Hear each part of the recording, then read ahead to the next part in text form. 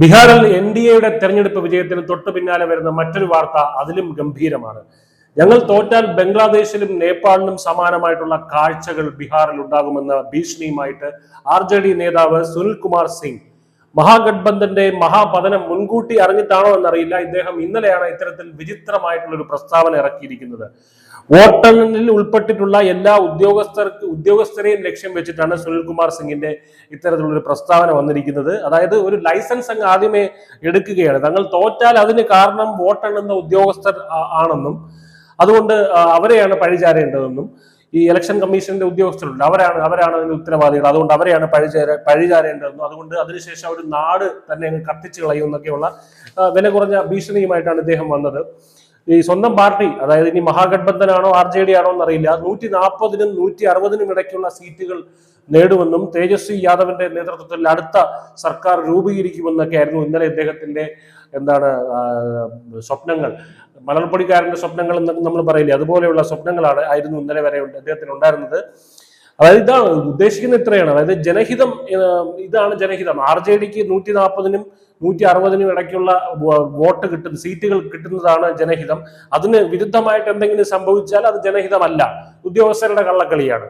അപ്പോൾ ജനങ്ങൾ തെരുവിലിറങ്ങണം, കലാപം ഉണ്ടാകും.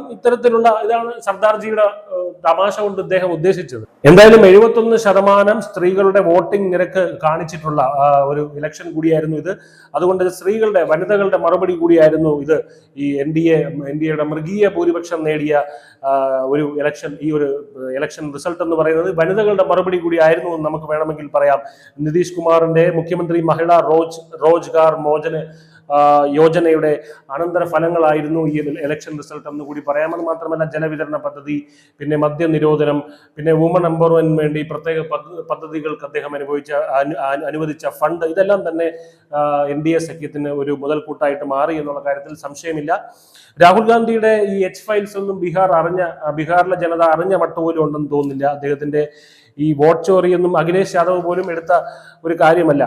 എന്തായാലും BJP JDU കൃത്യമായിട്ടുള്ള ഒരു പാർട്ട്ണർഷിപ്പിലൂടെ അവിടെ വലിയൊരു വിജയം തന്നെ നേടിയിരിക്കുകയാണ്. നമുക്കറിയാം, കൃത്യമായിട്ടുള്ള ഒരു പാർട്ട്ണർഷിപ്പാണ്. വീരേന്ദ്ര സേവാഗ്, സച്ചിൻ ടെണ്ടുൽക്കറിന് സമാനമായിട്ടുള്ള ഒരു പാർട്ട്ണർഷിപ്പിലൂടെ തന്നെയാണ് അവർ ഈ ഒരു വിജയം നേടിയിരിക്കുന്നത്.